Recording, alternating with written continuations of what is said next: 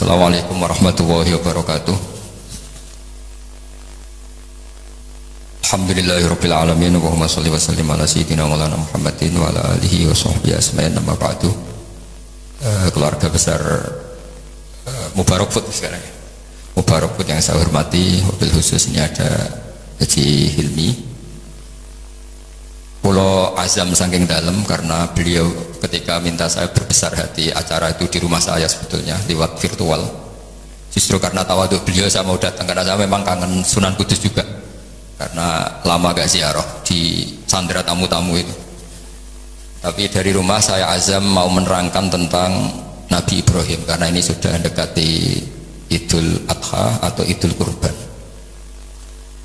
Di antara yang membolehkan ulama kerso atau mau populer atau mau dimaklumatkan atau mau tampil adalah awalun nubuwah itu dimulai dari at-tahaddi. Jadi semua kenabian itu dimulai dari memaklumatkan ke publik bahwa seorang Rasulullah Muhammad SAW juga semua nabi itu harus memaklumatkan diri kalau beliau itu nabi. Nah sebetulnya itu juga seterusnya orang alim wali itu juga habib itu juga harus memaklumatkan diri kalau beliau itu habib. Tentu tidak harus dengan lisan, tidak harus dengan apa, tapi yang penting memaklumatkan. Kenapa itu penting? Kita bikin analogi. Saya bikin analogi dulu. Misalnya Anda punya istri sedang hamil. Anda tahu di situ ada klinik persalinan atau dokter bayi atau dokter untuk menangani orang-orang hamil. Itu Anda ngerti karena apa? Karena pelang ya, karena tanda itu. Di situ ditulis dokter kandungan siapa itu, atau klinik persalinan, atau bahasa kerennya klinik korban lelaki. Itu menjadi tahu karena di berita. Begitu juga kita konsultasi sama dokter psikologi, kita tahu karena ada tulisan dokter psikologi dan seterusnya. Kemudian kita kuliah juga gitu menjadi tahu kalau itu UGM, UII atau UI juga karena tulisan atau karena maklumat. Nah harusnya memberitahu kalau Anda orang alim atau Anda wali atau apa itu boleh dengan makna yang positif bahwa ini maklumat. Nah kaitannya dengan Nabi Ibrahim alaihissalam, beliau itu pernah munajat dan ini awal beliau bergelar Khalilur Rahman, kekasihnya Allah. Beliau itu pernah munajat sama Allah sambil bergumam geremeng lah kira-kira, tapi geremengnya Nabi ya jadi wiridan itu. Kalau geremengnya sampean jadi laknat. Ini geremengnya Nabi tapi bergumam. Ya Allah, dunia ini tidak fair. Engkau zat yang begitu penting, paling berpengaruh, yang menciptakan langit bumi, kemudian engkau tidak diketahui.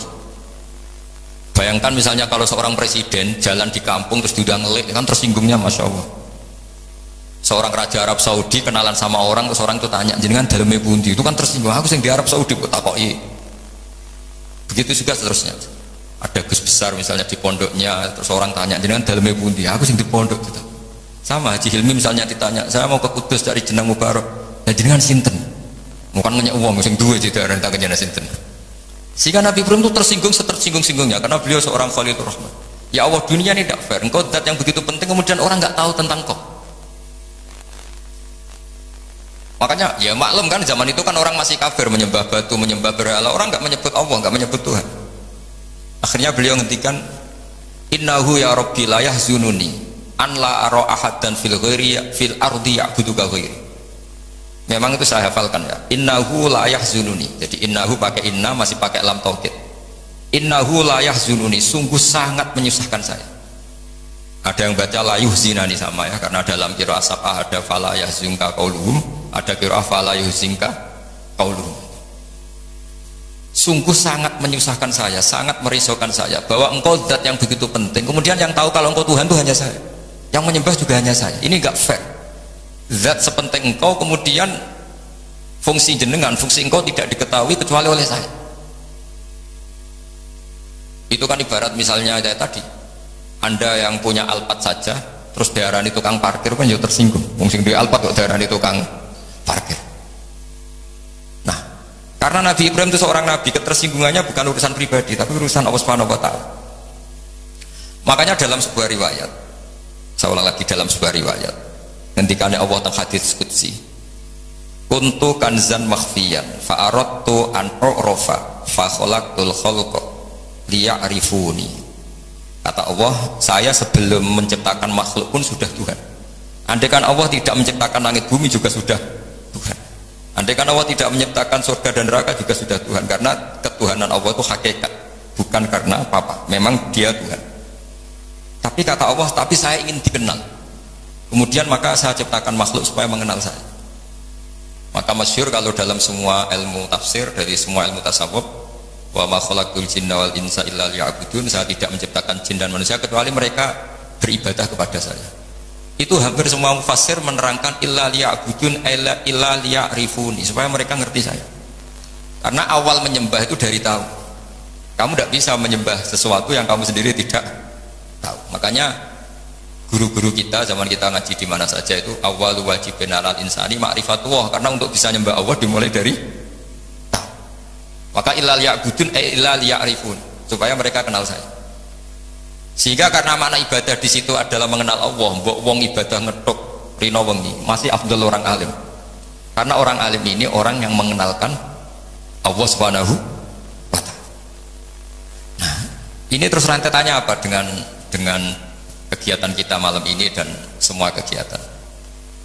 Bahwa manusia dengan segala kelebihannya itu tujuannya hanya satu, mengertikan dirinya dan orang lain bahwa Allah itu Tuhan. Dan itu tugas siapa? Tugas para nabi. Sehingga pertama kali nabi jadi nabi itu setelah ketemu malaikat Jibril di Gua Hira, pertama yang dilakukan apa? Beliau naik ke Gunung Sofa, kemudian memaklumatkan ke keluarganya bahwa saya adalah sekarang seorang nabi. Karena tidak boleh, orang harus dikenalkan kalau Allah itu Tuhan. Kalau ada seorang presiden jadi presiden dilantik, beliau harus dimaklumatkan kalau dia presiden. Kalau ada menteri juga harus dimaklumatkan kalau dia menteri, supaya perlakuan orang lain jelas bahwa ini saya memperlakukan presiden, saya memperlakukan seorang menteri. Sehingga ini penting saya utarakan, urutan pertama terpenting di dunia adalah memaklumatkan kalau Allah itu sebagai Tuhan dan semua Rasul sebagai utusannya Allah. Nah sekarang problem kita adalah karena kita orang Jawa, ngaku sugih itu rapi, ngaku alim itu rapi. Oke, kita sepakat etika itu dalam banyak hal juga baik, tapi itu tidak bisa dipegang banget. Karena kalau orang misalnya nyuwun sewu kaya terus ibu-ibu miskin, nanti untuk BLT ya lucu tuh. Misalnya Haji Hilmi terus untuk apa? BLT, ini kan terus lucu. Jadi apa-apa kalau berlebihan itu efeknya naik. Misalnya saya ngaku bodoh, itu oke lah, itu tawaduk bagus. Tapi misalnya aku ngaku bodoh terus orang mulang tafsir, gak mulang apa, terus tafsir diulang ngomong sing ra jelas, itu kayak apa dosanya saya? Saya masih ingat di antara awal-awal saya kenal Pak Quraisy, kata beliau, kita ikut dosa kalau yang mengajar itu tidak ahlinya, karena enggak karu-karuan. Sehingga apa? Dosanya orang alim itu apa? Kitmanul ilmi, menyembunyikan ilmu. Makanya ilmu itu harus dimaknai. Tapi tentu tanpa hadun nafsi, bahwa orang itu enggak perlu ingin populer, enggak pernah. Saya enggak pernah ingin populer. Tapi saya ingin mempopulerkan ulumullah, mempopulerkan ilmu-ilmunya Quran. Jadi di antara sebabnya Nabi Ibrahim jadi nabi adalah beliau pernah risau sampai punya gelar Khalilur Rahman.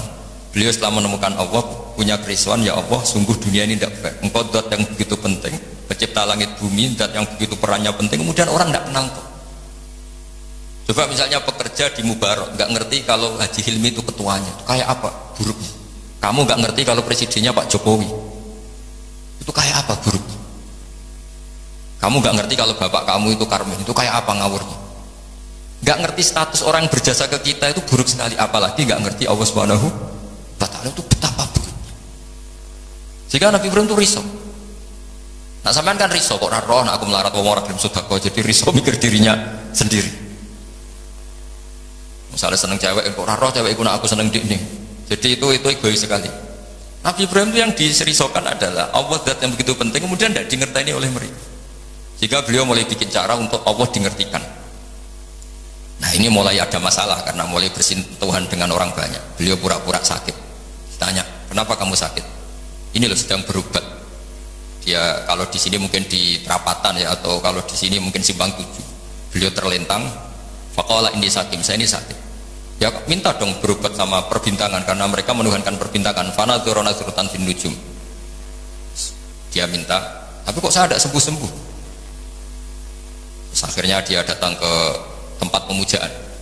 Setelah datang ke tempat pemujaan, terus beliau ngasih beberapa makanan. Kok enggak kamu makan? Jadi Nabi itu ya lucu. Wong karuan berhala kok ditawarin makan. Terus beliau mangkel karena dianggap berhala ini sombong, ditawari makan kok enggak mau. Itu dipukulin semua, hancur semua, terus kapaknya diletakkan sama yang atas, yang ketuanya, yang paling besar. Jika beliau diadili itu lucu. Ibrahim siapa yang menghancurkan berhala-berhala kecil itu? Paling yang besar, beliau gak terima disaingin kan? Wah, kalau gak percaya tanya. Fas'aluhum in kanu yantikun. Kalau gak percaya tanya. Wah, otak kamu ini mulai masalah Ibrahim. Wong karuan berhala kok ditanya. Wah, kamu itu afala takilun, agak gak punya akal, kamu gak bener. Ibrahim menimpali, kamu lebih gak punya akal. Karuan ngomong aja gak bisa kok kamu sembah. Di sini mulai beliau bikin tamhid, kalau dalam ilmu mantek tamhid itu bikin dasaran logika. Akhirnya mereka tahu bahwa Ibrahim tujuannya itu buruk, yaitu hanya mencibir kita menyembah berhala. Mereka karena punya kekuasaan, ya sudah Ibrahim dimatikan saja dibakar. Itu sudah jadi logika penguasa, kalau kalah argumentasi ya main kekerasan. Singkat cerita mereka memutuskan dibakar. Setelah Nabi Ibrahim dibakar ini yang jadi pelajaran bagi kita, sangat-sangat jadi pelajaran bagi kita.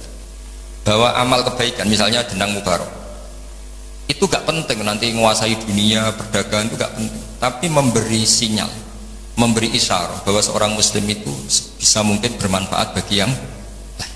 Gak harus menang. Saya misalnya sebagai kiai, yang penting kiai itu mulai. Gak harus menang, juga ada harus populer. Ini saya ditemani Habib Zain, seorang Habib itu berkahi sama yang lain. Gak harus nomor satu. Kenapa itu perlu saya katakan? Karena begini, ketika Nabi Ibrahim dibakar, ini dengerin, ketika Nabi Ibrahim dibakar, itu ketika api sudah begitu menggila ya, itu yang mau melemparkan Ibrahim jadi bingung karena terlalu panas. Dilempar itu nggak sampai tengah karena yang mau melempar sendiri sudah terlalu kepanasan. Singkat cerita terus ada ide manjanik itu semacam ketepel besar. Itu idenya iblis. Ya itu caranya pakai manjanik, dilempar dari jauh tapi Ibrahim bisa jatuh di tengah apa? Api. Yang menarik di situ apa? Seekor katak itu lalu lalang dari telaga ke situ, hanya bawa air di mulutnya, kemudian disemprotkan. Kemudian Ibrahim itu matur nuwun atas komitmen katak. Karena padahal itu mesti nggak ngefek ya, pasti nggak ngefek sama sekali. Masa api sebesar itu kemudian mau dipadamkan oleh seekor katak. Nah, yang kicak itu datang ikut nyebuli, niupin supaya api tambah besar. Sebenarnya nggak efek juga, tapi ku mantel loh. Makanya dalam sejarah beberapa riwayat Sayyidah Aisyah itu pernah nembaki cecak, ya tentu pakai alat zaman itu, karena untuk mengimplementasikan bahwa cecak itu hewan yang nggak bener ya, karena ikut dengan tanda kutip nyumbang membesarnya api, padahal ya nggak efek juga. Itu kan sama jenengan di jalan ono wong idoni dari jarak 10 meter, sampean mangkel gak? Mangkel kan, meskipun nggak kena. Roh raimu malah jus kan mangkel, padahal nggak kena. Sama, kowe ra duwe ana wong senyum tuh seneng, padahal ora nyafaati, butuh duit kok dikai senyum. Jadi semenjak itu ada satu fikih bahwa berkontribusi itu tidak harus menyelesaikan masalah, tapi setidaknya tidak ada implementasi bahwa itu ekspresi kebencian atau kecintaan. Yang kata tadi ekspresi kecintaan sehingga beliau lalu lalang ingin ikut memadamkan apa? Api. Yang cicak tadi kurang ajar karena ikut. Sama, mungkin kita bikin Mubarak, mungkin ya, saya tidak tahu. Mungkin kita tidak akan mengalahkan kekayaan Cina. Tapi setidaknya umat Islam berlatih kira usaha, sehingga lahirlah Mubarak Food yang banyak dengan bentuk yang berbeda-beda. Sehingga umat Islam berlatih menjadi aktor, bukan objek. Begitu juga saya ngiyai ngajar tafsir, orang supaya tahu bahwa pondok-pondok Indonesia bisa menghasilkan orang alim. Begitu juga jenengan, bahwa bisa nikmati gaji pertama, bahwa orang bisa senang itu tidak harus pakai korupsi, pakai mencuri, tapi senang sejati adalah makan gajinya apa? Sendiri. Apapun kita tidak mewakili dunia, implementasi itu sesuatu yang sangat dihormati oleh Allah. Kayak Allah menghormati amalu tifda. Sehingga ketika ada seorang dokter, ya Rasulullah saya ini ada sedikit penyakit yang solusinya obatnya materinya harus apa itu? Kata. Apa saya boleh membunuh kata? Fanaha angkot Nabi melarang membunuh kata karena pernah berkontribusi, setidaknya ingin berkontribusi terhadap pemadaman api yang membakar Nabi siapa? Ibrahim. Kowe dibujul masih didoni ke 3 meter oleh memangkel. Gak bisa dia ngelak gini, ora kena ya mas. Tidak bisa seperti itu. Sudah. Nah sehingga saya hari ini tadi saya belajar banyak tentang tafsir tentang Nabi Ibrahim, bahwa agama ini kata Rasulullah SAW memang diidentikan ya, tentu Nabi Muhammad SAW tetap Sayyidul Awalin wal Akhirin, Sayyidul Anbiya, tapi agama ini diidentikan dengan anit tabi' millata Ibrahimah hanif, bahwa kamu Muhammad harus ngikuti Nabi. Sehingga ketika kita bersolawat sendiri harus kalimatnya Allahumma sholli ala sayyidina Muhammad wa ala ali sayyidina Muhammad kama shollaita ala sayyidina Ibrahim. Jadi Nabi Ibrahim tetap dianggap master, bahwa ya Allah engkau bersolawat ke Nabi Muhammad sebagaimana engkau bersolawat ke Nabi Ibrahim. Karena Nabi Ibrahim ini yang bapak tauhid, millata abikum Ibrahim. Ibrahim itu cara bertauhid bukan sekedar adu argumentasi, tapi beliau berpikir jangka panjang. Misalnya sekarang kita bicara apa ini, kalau miladnya sudah berapa, 110 tahun, jadi sebelum kemerdekaan. Nabi Ibrahim ketika mau meninggal cara berpikir sederhana begini, ya Allah saya menyembah engkau, saya seorang nabi, saya mentasbihkan engkau, saya mentahmidkan engkau, saya mentakbirkan engkau, tapi saya ini tetap mati. Padahal saya ingin yang mentasbihkan engkau ini abadi, yang mensolati, yang ibadah sholat abadi, tasbih abadi. Ini gimana ya Allah? Solusinya apa? Ya Allah saya ini harus punya turunan yang menjaga tradisi ini, yang menjaga keluhuran ini. Sehingga beliau nangis itu ingin punya anak soleh itu bukan karena beliau nanti kalau nggak anak soleh itu gimana, enggak. Gamane nangisi nasibnya agama ini gimana kalau saya tidak punya anak, tidak punya cucu yang soleh. Barokahnya itu pula nggak ada nabi setelah Ibrahim kecuali ada darahnya Nabi Ibrahim. Ya nggak ada nabi setelah Ibrahim kecuali pasti ada darahnya Nabi Ibrahim, baik dari ibu Sarah maupun dari ibu siapa? Hajar. Ada yang baca Hajar, ada yang baca Ajar ya, karena di beberapa teks memang ada yang ditulis dengan hak, di Bukhari ada yang ditulis pakai apa? Hamzah. Hajar atau apa? Ajar. Ini penting saya utarakan, penting sekali, bahwa kalau Anda orang kaya yang memanfaati orang banyak, kamu ingin kaya lagi, anak kamu ingin kaya lagi, jangan niat dengan anak putu kurang melarat, tapi tradisi memanfaati orang lain biar jalan. Sama, saya juga ingin nanti anak saya alim, tapi bukan berarti ingin anak saya terus dicucuk orang, disalami template, ingin menjaga bahwa harus ada orang lain. Nah kenapa harus anak kandung? Padahal murid bisa. Karena manusia itu didik orang lain itu ya repot. Omah sekolah ra ketompo terus mondok. Nah ribet ngadepi wong liya. Timbang ning omah nakal dititipno pondok. Ribet. Meskipun kita terima itu sebagai santri, tapi kan komitmennya beda, cara berpikir beda. Makanya didik ini bukan berarti ya tetap beda. Sehingga Nabi Zakaria ketika ditanya, kenapa engkau begitu fanatik minta anak kandung, walades sulbi, itu anak kandung. Kata beliau, wa inni khiftul mawaliya mewaroi. Kalau orang lain mewarisi saya itu pasti cara berpikir tidak persis sama. Meskipun solehnya mungkin mirip ya, tapi tetap beda.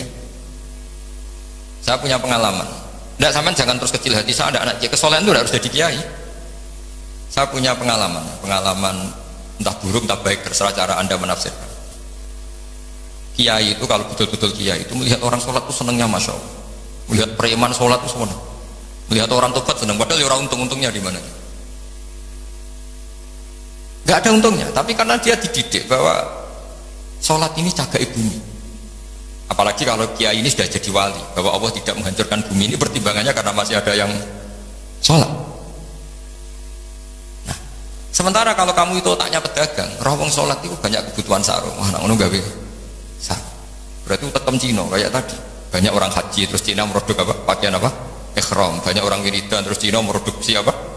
Tasbih. Tapi kalau wali itu tidak begitu cara berpikir. Jadi melihat orang sholat itu, ya Allah itu luar biasa. Terus kepikiran nyari kalimat apa yang kira-kira dengan sujud itu benar-benar plus tauhid. Akhirnya dicari-cari lah kira-kira kalimatnya subhana rabbiyal a'la wa bihamdihi, maha suci engkau yang maha luhur. Karena sekali sujud itu dia tidak benar komitmennya, bisa sujud kepada makhluk. Dan itu bahaya, wis sujud wis batu ning bumi jebule beli. Itu beda perasaannya wali sama itu beda. Kalau kamu pedagang kaya terus wali itu mesti gini, saya ingin jadi orang kaya pedagang ben wong Islam iku mburuh wong sing salat. Kayak apa hinanya kita misalnya sampean apal Quran, iso ngaji maca Fathul Muin, terus dimajikan sing ora cewek, tersiksa enggak? Kayak apa tersiksanya? Duwe atasan man lam yusolli wa lam yasum. Tapi nak kowe sugih mau diniat paling kan ana santri melarat itu buruh ning aku sholat, aku zakat, aku poso. Jadi solihun tahta yati solihin wong soleh, buruh ning wong. Itu beda. Sama-sama kepengen dadi wong sugih, tapi rasanya dan itu yang dinilai Allah. Saya kenapa ngaji di mana-mana bawa kitab? Setidaknya orang itu lebih terhormat ngaji Mbak Syekh Nawawi, kitabnya jelas. Sanad saya jelas, saya ngaji Mbah Mun, ngaji bapak saya, ngaji keluarga Kudus, keluarga Kajen. Istifadah, saya jangan ngaji betul memang sama Mbah Mun. Ya kalau istifadah ya dari berbagai kiai. Orang itu terhormat. Jajal misalnya aku ngaji sampean ngaji ning Kudus, nggo primpun. Itu Haji Hilmi kan tersinggung sebab dia disewat terus cerita komik. Ngono kan gak mutu kan. Yo mau sini-sini wong Kudus kan wah, banyak wong Kudus kan. Tapi kalau kita pakai sanad yang baik, pakai kitab yang baik kan yang ngergani sing diaturi. Sehingga kenapa Nabi itu mesti min ansabi qaumi, enggak ada Nabi kecuali dari nasab terbaik. Enggak ada Nabi kalah ganteng. Semua Nabi pasti yang terganteng di kaumnya. Ya terbaik nasabnya di kaumnya. Karena Allah itu kepengen ngergani masyarakat. Misalnya kita Nabi itu keriting, pesek, ya ribet. Senajan to soleh. Maka enggak ada Nabi illa min ansabi qaumi kecuali dari nasab terbaik. Jadi kadang-kadang orang salah paham, wah ini nasab gak penting, ya penting sekali. Justru dengan nasab ini masyarakat terhormat. Punya Nabi dari kasta terbaik, dari marga terbaik, dari kultur terus wajahnya juga ajmalan nas. Makanya wa kana Rasulullah sallallahu alaihi wasallam ahsanan nasi khalqau wa khuluq. Nabi itu pasti yang paling ganteng. Enggak boleh Nabi pesek itu aja enggak boleh. Apalagi yang lain apa enggak boleh. Tapi tidak usah disebut jadi fitnah. Pokoknya enggak boleh Nabi. Kalau cucunya tahu yang ganteng banget. Jadi Nabi itu begitu. Saya dulu yang mikir kenapa sih Nabi harus paling ganteng, paling bernasab. Tangan-tangan ini saking baiknya Allah, karena Allah ingin selain Nabi ini orang pilihan supaya umat ini terhormat kan. Oh senang kan mungkin Nabi ganteng, yo gagah. Terus punya kultur yang baik. Kultur yang baik misalnya ditandai minimal yang kita kenal tidak waladus zina. Ya tidak waladus zina. Sehingga Mbah Mun sering cerita ke saya. Kitab Madaih ini kata Mbah Mun, kitab Madaih itu macam-macam. Ono sing khas ilmiah, yaitu arep berjanji. Ono sing khas isyak brontoning pangeran, yaitu Dibak dan Simtud Duror. Dan beliau begitu ta'aluk sama kitab berjanji, kitab Simtud Duror ya kitab Dibak. Saya kemarin baca Dibak, puasa juga baca. Saman perhatikan ketika ulama dulu memuji Nabi. Di antara pujian yang disebut apa? Tarakus sifah hafalam yusibhum aru. Kan dimulai apa? Hafizul ilahu karamatal li Muhammadin abahul amjada saunal lismihi. Allah menjaga harga dirinya Rasulullah SAW dimulai. Sayyid Abdullah nggak pernah zina, Sayyid Abdul Muthalib nggak pernah zina, Sayyid Hashim nggak pernah zina. Karena betapa buruknya kita kalau punya Nabi dari nasab yang tidak benar. Maka pujian pertama yang dilantunkan apa? Tarokus sifah. Mereka meninggalkan berzina. Nah, falam yusibhum aruhu, maka babanya Nabi itu tidak ada ceritanya yang mau berbuat zina. Min adami wa ila abihi wa dimulai dari Nabi Adam. Jadi, karena keren punya pemimpin, bapaknya jelas, mbahnya jelas, buyutnya jelas. Saratun saronur nubuati fi asari rihurohimul bahiyah. Itu begitu. Akhlaknya juga gitu. Gak ada Nabi kok medit, pusing kan gitu Nabi medit. Oh pusing. Terus punya Nabi goblok, ya pusing kan. Makanya Nabi itu harus fatona, harus apa? Cerdas. Misalnya di Nabi sekolah atau munggah kan pusing. Terus jadi Nabi kue sing ranking. Iya sekolahnya pinter aku kok. Wong jadi kiai saja kalau ketemu temannya pusing. Karena temannya menangin aku sekolah atau munggah itu saja sudah pusing. Makanya jangan pernah jadi kiai ketika kiai kamu masih hidup itu menangi goblokmu. Wah itu masalah itu kan. Wong konco kiai ketemu konco pengapesan. Kok iso ngorek UN tuh. Wong dhisik maca jurumiyah sering ditek ada masalah kan. Makanya terus akhirnya dukun berkode apa kiai masalah jalan pintas. Dukun. Ini saya cerita sehingga Nabi itu mesti dari gen terbaik. Hafizul ilahu karomatan li Muhammadin abahul amjada saunalismi. Allah menjaga harga diri Nabi itu tidak mulai Nabi Muhammad, dimulai dari Nabi Adam. Begitu juga menyangkut ibunya. Terus begitu. Jadi nggak ada penjagaan sesempurna kayak Allah menjaga kekasihnya Rasulullah Shallallahu Alaihi Wasallam. Tapi sekarang itu memang zaman fitnah ya macam-macam. Orang baca tiba dikatakan bid'ah. Saya bilang, andai kan tiba kamu baca pakai bahasa Indonesia itu saya yakin tidak ada yang bilang bid'ah. Karena itu buku sejarah. Berhubung mbok waca ndermemel koyok mantra, lha iku sing mari akhire darani bid'ah. Coba kalau kamu baca bahasa Indonesia di depan orang yang biasa darani itu bid'ah. Nah, kamu baca aja. Baca yang apa? Di sini biasanya tiba apa berjanji. Qasim Tuduror apa saja saya hafal insyaallah. Enggak yang terkenal saja. Berjanji apa? Al berjanji misalnya dimulai dari apa? Yang mulai babak tu faqul huwa Muhammad bin Abdullah bin Abdul Muthalib. Itu kan kalau ditulis bahasa Indonesia ya, ketahuilah bahwa Muhammad putranya Sayyid Abdullah. Muhammad bin Abdullah bin Abdul Muthalib. Abdullah itu punya bapak namanya Abdul Muthalib. Wasmuhu Syaibatul Hamdi. Sayyid Abdul Muthalib itu nama lainnya adalah Syaibah. Kila itu ketika beliau lahir sudah beruban. Syaibatul Hamdi, orang beruban yang sering baca tahmid, baca alhamdulillah. Sehingga dulu Ka'bah itu kalau menuju ke Ka'bah ada namanya Babu Bani Syaibah. Kalau kamu ngaji fikih kesunatan masuk apa? Masjid Haram dari Babu Bani Syaibah, itu nama lain dari Sayyid Abdul Muthalib. Wasmu Syaibatul Hamdi. Kenapa dikatakan alhamdi? Humidat hisaluhus saniyah. Beliau punya perilaku-perilaku yang sangat terpuji. Di antara yang paling masyhur adalah ketika penduduk Mekah kesulitan nyari air, beliau munajat terus sama Allah sampai mimpi dingertikan lagi oleh Allah tempat Zam-Zam. Apa tempat Zam-Zam? Akhirnya beliau ngeduk lagi. Makanya Zam-Zam itu dinisbatkan ke Abdul Muthalib. Padahal Zam-Zam tentu mulai Nabi Ismail. Paham ya? Tapi di bab tertentu dinisbatkan Abdul Muthalib. Makanya masyhur wa yundabul mausulu billati istahar kabi'ri Zam-Zamin yali waman hafar. Jadi Abdul Muthalib itu punya gelar waman hafarobi rozam-zama, wahai orang yang menggali lagi sumur apa? Zam-Zam. Jadi beliau itu intinya itu lama sekali penduduk Mekah sudah kehilangan Zam-Zam. Abdul Muthalib munajat, akhirnya karena beliau min dzurriyyati Ibrahim dingertikan Zam-Zam. Makanya kata Alfiyah apa? Wa yundabul mausulu billati istahar kabi'ri Zam-Zamin yali waman hafar. Sudah kita terjemah saja. Abdul Muthalib nama lainnya adalah Syaibatul Hamdi, orang tua yang selalu muji Allah. Kenapa terpuji? Karena semua perilakunya termuji. Wasmuhu Syaibatul Hamdi humidat hisaluhus saniyah. Ibnu Hashim. Ya terus begitu.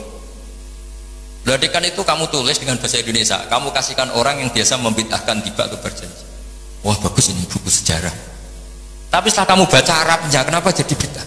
Itu yang salah itu dua-duanya. Yang dengarin nggak paham, yang baca kayak jimat. Karena nggak paham terus Allah apa maksudnya nggak jelas maksudnya. Ya sama-sama nggak jelas itu akhirnya berakibat nggak jelas juga kan. Makanya saya mohon niru kayak Habib Yaman itu, kalau baca berjanji itu diam semua karena paham do nangis, yang baca yang nangis paham, bukan nangisi saat nasibnya enggak. Jangan gak cerita Mbah Mun pernah cerita di sekolah khotib GR gede rumong. Ini cerita Mbah Mun ya, cerita kiai banyak cerita itu masyhur. Orang ada wong desa pun wah dikira khotib itu khotbah sukses. Bertakoi wah khotbahku sukses. Mboten kula eling jenengan eling wedhus kula sing ilang. Dadi wonge malah dimiripno. Oh mangkelnya khotibnya wah semong dipadano. Jadi nangisnya itu enggak bener. Jadi ini saya cerita. Dan nasab ini terus kata Said berjanji wa adnanu bila raibin inta zalimil ulumin nasabiyah ila dhabihi Ismaila nisbatuhu wa muntama. Nabi Ibrahim itu adalah Abul Arab. Makanya kata berjanji wa adnanu bila raibin inta dhabil ulumin nasabiyah ila dhabihi Ismail. Sayyid Adnan ini tidak ada keraguan lagi menurut para pencatat nasab bahwa beliau adalah turunan Nabi siapa? Ismail. Nah Ismail itu bin Ibrahim. Kenapa Imam berjanji harus cerita itu ngotot? Karena beliau tahu problem utama Rasulullah Muhammad jadi nabi dan akhirnya memaklumatkan kalau beliau nabi adalah orang Yahudi tanya man huwa wa mana nasabi, dia itu siapa, lalu nasabnya siapa? Karena lama sekali orang Arab itu jahiliyah, jauh dari peradaban agama, sehingga ketika ada isu lah, kalau menurut orang Yahudi bukan menurut bahasa kita, ketika ada isu bahwa orang Arab ada yang jadi nabi itu orang Yahudi mencibir, nggak mungkin nabi ilamin Bani Israel, nggak mungkin nabi kecuali turunan apa? Israel nama lainnya Nabi Yakub ya. Jadi kalau ada istilah Israel itu nama lainnya siapa? Nabi Yakub. Is itu maknanya Isra itu maknanya abd, il itu Allah. Jadi Israel maknanya hamba Allah, yaitu Nabi siapa? Yakub. Jadi kunci kan? Nggak bisa, Nabi nggak boleh dong kecuali turunan Ibrahim, turunan Israel. Tahu-tahu orang Arab jadi Nabi asal-usulnya gimana? Karena mereka taunya Arab itu ya penyembah berhala, terus pemakan apa, pokoknya nggak benar semua. Nah, karena Sayyid Barjaji itu tahu problem Nabi di mata orang-orang itu adalah nasabnya. Beliau pertama nulis di antara yang dipakai mukaddimah adalah cerita nasabnya. Ba'du fa'akul wa Muhammad bin Abdullah. Sampai taruh saya wa adnanu bila raib bin intadabil ulum min asyabiyah ila dhabihi Ismail nisbatuha. Nah, kenapa harus yakin itu? Ketika orang Yahudi debat sama sahabat, apa buktinya kalau Muhammad Nabi? Syarat utama Nabi harus turunannya Nabi, harus orang baik. Akhirnya Allah membela kekasihnya fihi ayatum bayyinatum maqamu Ibrahim. Bukti kalau Ibrahim pernah singgah di Mekah adalah di situ ada batu yang ada jejak kaki Nabi Ibrahim.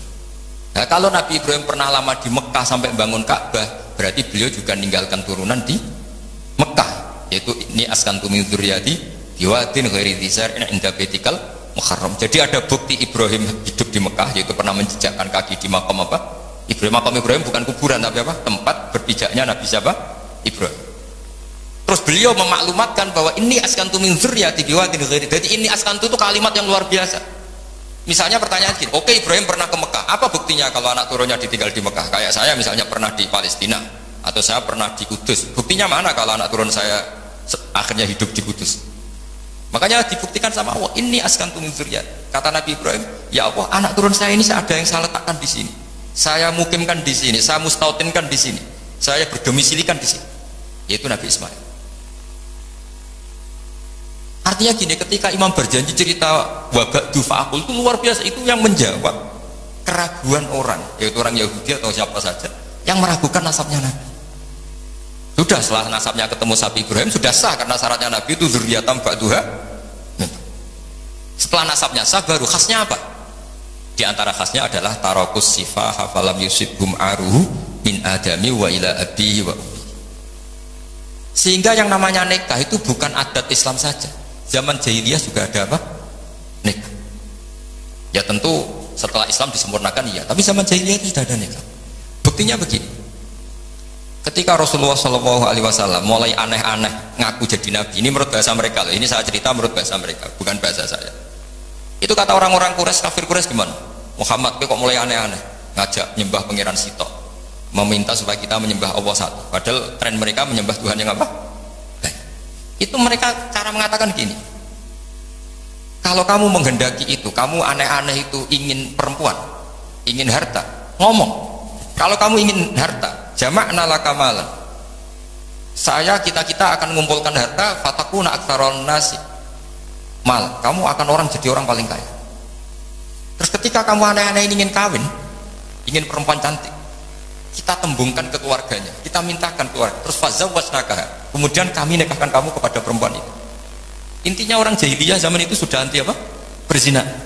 Orang kalau kamu suka perempuan tak sewa, itu enggak. Zawwajnakaha, akan kami nikahkan. Karena fa'inan nikah itu adatul khiyar, mulai dulu nikah itu adanya orang-orang. Makanya kamu jangan protes tarokus sifaha falam sibaruhu itu. Sebelum ada Islam itu sudah ada haji, ada nikah, ada beberapa aturan sudah benar. Bahkan ketika Rasulullah jadi nabi, nikah zaman jahiliyah diabadikan apa enggak? Diabadikan. Orang yang zaman jahiliyah sudah nikah, nikahnya tidak usah diperbarui, nikah itu sudah sah. Itu jelas di semua kitab fikih. Kecuali nikah yang mengandung kesalahan permanen dalam Islam, misalnya orang nikahi buliknya, orang nikahi ponaannya, asal yang dinikahi normal itu sah selamanya. Tapi ternyata nggak terjadi, orang nikahi buliknya atau nikahi ponaannya. Karena tadi masih ada sisa-sisa syariat Khalilillah Ibrahim, masih ada sisa-sisa syariatnya Nabi siapa? Ibrahim. Jadi ini penting saya utarakan supaya kita dapat barokahnya Nabi Ibrahim alaihissalam, karena ini mau dekati Idul Adha. Jadi Ibrahim itu orang yang cara berpikir jauh. Jadi saya mohon sama Pak Khidmi semualah, orang kaya maupun orang miskin, setengah kaya setengah miskin, kalau punya pilihan itu niatnya yang banyak. Ya tadi misalnya kita ingin jadi orang kaya, punya pekerja banyak, niati biar orang soleh ini tahta yadi solihin, orang soleh juga nyuwun sewu kalau bisa yang buruh sama orang soleh. Kan lebih punya izzatun nafsi, lebih punya apa harga. Meskipun ya tidak harus. Artinya tidak harus itu ya. Saya bukan berarti mengaramkan orang Islam kerja di non Muslim ya. Enggak. Ini kan cerita niat, bukan cerita satu apa sentimen agama. Enggak. Kita nasionalis religius lah cara bahasa sekarang golnya. Enggak masalah. Tapi ini kan cerita. Ketika saya ini meskipun sekecelok alim itu masih belajar sampai sekarang. Setidaknya lebih menghormati. Kalau kita ngaji ya belajar. Meskipun ya tetap mungkin salah namanya manusia, tapi lebih menghormati. Kalau kamu jadi dokter ya masih belajar, sehingga orang wong ngeluh mbok obati penisilin. Kalau sudah tidak belajar pasti gitu kan. Ilmunya sudah tidak update, sementara penyakitnya update. Itu kan kayak banyak orang kuno itu. Ilmu kuno digonyolusinya cah saiki kan bingung. Dan Nabi Ibrahim sudah bervisi jangka panjang. Jadi ketika beliau tahu kalau pasti meninggal, beliau berdoa, Rabbana wab'ats fihim rasulam minhum yatlu 'alaihim ayatika. Ya Allah, saya ini pasti meninggal, maka zuriyah saya harus jadi rasul. Di mana rasul itu tugas utamanya apa? Yatlu 'alaihim ayatika. Saya hanya punya kepentingan ada yang selalu memaklumatkan bahwa engkau itu Tuhan. Bahwa cara menyembah engkau orang juga benar karena anut guru. Jadi kekhawatiran beliau itu enggak ada rasul yang yatlu 'alaihim ayatika yang membacakan ayat-ayat. Betapa bahayanya kalau kita ini terus kemudian tidak ada ulama, tidak ada kiai. Mungkin kita sudah menuhankan uang, menuhankan jabatan, tapi barokahnya banyak ulama, banyak kiai. Kita hanya menuhankan Allah Subhanahu Wa Taala. Ono corona ya tenang, ono kue tenang, mati ya mati aja biasa. Coba kita zaman dijajah Belanda, kayak apa susahnya kita? Itu orang-orang kita dulu ya bahagia dan banyak istrinya banyak padahal zaman itu. Padahal zaman sekarang aja susah, zaman itu sudah. Coba kita nong kuno-kuno itu. Istrinya rata-rata satu apa banyak? Padahal zaman dijajah. Artinya nikmatnya Allah itu nggak kurang pasar. Yang bahagia ya banyak. Sekarang zaman modern yang susah juga. Itu kalau kata Mbah Mun, pangeran tetap sitok. Jadi pangeran tetap Allah. Nggak usah kamu teliti dunia, nggak podo yang pangerannya podo. Artinya mulai Nabi Adam sampai kiamat, ya ono seneng, ono susah, ono kasil, ono rakasil. Lu rasa buat teliti, terus ngono mesti ngono. Jadi kira usah penelitian zaman Nabi Adam. Kok polanya sama? Ada yang tertawa, ada yang menangis. Ya ada saat tertawa. Hubungan ibu itu buat teliti satunya podo. Kadang yang mesra, kadang yang tukaran. Ya sudah sama. Kancanan yang ngono, kadang seneng, kecewa. Ya ngono. Akhirnya kita belajar dari itu ngelmoni. Termasuk akhirnya ada Imam Syafi'i, ada yang ngarang hikam. Cara ngelmoni itu ya lucu lama itu. Malah enak gedenge wong akeh, ra diutangi. Yo kira-kira ngutang Haji Hilmi itu yang kenal apa yang gedeng? Yang kenal, orang kenal juga gak baik. Makanya kata Imam Syafi'i ditanya, orang sehebat jenengan ternyata yang benci banyak. Imam Syafi'i jawabnya enak. Waman asa'a ilaika faqad atlaqaka. Sebenarnya orang benci kamu itu positif. Minimal gak utang kue. Kue tahu nilai mobil wong sing mbok gedhingi. Tapi nak kue akrab Haji Hilmi bahaya iso nilai Alphate, nilai macam-macam. Jadi enteng saja lah. Ada orang cerita Imam Syafi'i orang yang tadi nyucup jenengan, hormat jenengan, ternyata setelah di luar ngerasani jenengan. Itu gaya-gayaan tok hormat jenengan, setelah di luar ngerasani jenengan. Imam Syafi'i ini alhamdulillah, berarti aku wibawa ning arep rawani. Jadi dianggap enteng saja. Karena apa? Ya orang dulu itu ya sudah munajatnya sama Allah sudah. Hikam yang ngarang hikam ini cerita bahwa harus diilmon. Hikam itu malah lebih gampang lagi. Ketika Allah memberikan apa yang kamu inginkan, itu berarti mata a'toka asyhadaka birrah. Ketika Allah memberikan apa yang kamu inginkan, maka Allah ingin mengertikan kamu bahwa Allah itu zat yang baik, sehingga kamu minta apa saja dikasih. Wa mata mana'aka asyhadaka qahra. Ketika Allah menghalangi yang kamu minta, asyhadaka qahra, bahwa Allah menunjukkan saya ini Tuhan, nggak bisa kamu dikte-dikte. Lho kowe di pangeran terus nurut terus mbek kowe iku ya ora gaya. Pangeran kok nurutan, itu kerennya di mana coba? Pangeran yo gagah kudu al-qahar, zat yang nggak bisa diatur. Jadi kena ndonga ora disebadani nggih Gusti top jenengan. Ora kena dirayu, ora kena diatur, atur. Wis pangeran tenan jenengan. Misalnya pangeran nurut terus iku pangeran tak budak kan gitu. Makanya Allah tidak hanya punya sifat Rahman Rahim, itu Al-Jabbar, Al-Qahar. Jadi segampang itu. Lho kayak di pangeran terus nurut mbek kowe kan. Aku lagi kecewa. Si protes buat cincang ngono kok jenengan. Jadi enteng saja ulama dulu muamalah sama Allah. Mata atau ka'asyadaka birra. Ketika Allah memberi kamu, anggap saja Allah mengenalkan ke kamu bahwa dia zat yang terbaik. Wa mata mana'aka asyadaka qahra. Ketika Allah tidak nuruti karep kamu, Allah itu ingin menunjukkan ke kamu, aku itu pangeran. Tetap yaf'alu ma yasha. Enak ya pangeran buat atur-atur. Nah, nurut aku, ora aku sing nurut kowe kan gitu. Coba keren mana punya Tuhan yang begitu sama yang nurutan? Coba keren mana? Keren sing Allah tetap yafalu nice. Tapi kalau ilmu ini tidak kamu perbarui terus dengan ilmunya ulama, maka kamu akan menganalisis Allah dengan cara kamu sendiri. Oh, dari api anjut aku jaluk ora dituruti. Wah, setan amoh. Jadi ulama dulu itu asik. Coba saya itu termasuk kiai muda yang nggak mati, bukan karena saya apa. Rasulullah itu kalau ngajari melihat kehidupan kematian itu ringan. Ya Allah, kalau saya hidup ini ngajari ke kita ya. Anggap saja ini peluang untuk menambah kebaikan. Kalau saya mati, anggap saja itu akhir dari segala keburukan. Makanya saya itu tidak pati takut mati. Coba hidup kita ke depan. Meskipun auzubillah min dzalik, potensi zina, potensi korupsi. Yang sudah korupsi, potensi korupsi lagi. Yang sudah kadung zina, potensi zina lagi. Yang bisa ngakhiri itu apa coba? Mati. Jadi kalau melihat itu mati, kalau kamu mau mati, matur nuwun Gusti, mumpun niki terakhir kula mun mboten saged elek malih. Matur nuwun. Loh, enggak ini cerita. Jadi jangan melihat sisi mati ini keburukan, karena itu akhir dari segala kejelekan kita dan akhir dari segala potensi. Kalau kamu tidak jelek sekarang, kan potensinya tetap bisa soleh-soleh kayak kue udah kuat suwe, kan nggak ada jaminan gitu maksudnya, kan nggak ada jaminan. Kamu sekarang nggak korupsi, kan nggak ada jaminan kalau nanti jabat kan bisa aja karena nggak ada kesempatan. Jadi segampang itu, sehingga kita ini akhirnya melihat mati itu biasa bukan ya, karena urip ya apik mati ya inna sholati wa nusuki wa mahyaya wa mamati lillahi rabbil. Makanya bapak dulu, saya ini kan termasuk wis kiai, sebenarnya problem saya ya sudah berat kalau nuruti umat macam-macam, tapi ya, saya masih eling dhewe. Dunia ora melok duwe kok pikir lha opo santai wae. Dunia ora melok duwe kok pikir. Itu kali ngene, aku mikir jenang mubarake Pak Kilmi kan ora melok duwe kok tak pikir. Ya penting mikir sing duwe kan gitu. Ya sama gitu, wong duwe ora melok duwe kok mbok pikir, ya penting pikir sing duwe kan. Cara kasarane. Makanya hikam ngendikan da'it tadbir fama qoma bi ghairik la tuqim bi nafsak. Wis ora usah mikir nemen-nemen. Dunya iki ana sing duwe. Ora usah kemelok-melok, ora melok duwe kok geger. Maksudnya ora usah mikir wis melok pangeran wis. Wong alim yo mulang wis. Wong sugih bagi karyawan. Habib itu gak ono umat. Wong melarat ya itu gak ono sing sugih sedekah. Sudah kita ora usah mikir. Wong nak sedekah ora duit konten, berarti mikir. Wong sing melarat, aku tuh gak ono sugih kenaan tak tuh ono awakku ora iso sugih wae. Ya rusak nak dunia dan nomor ya rusak.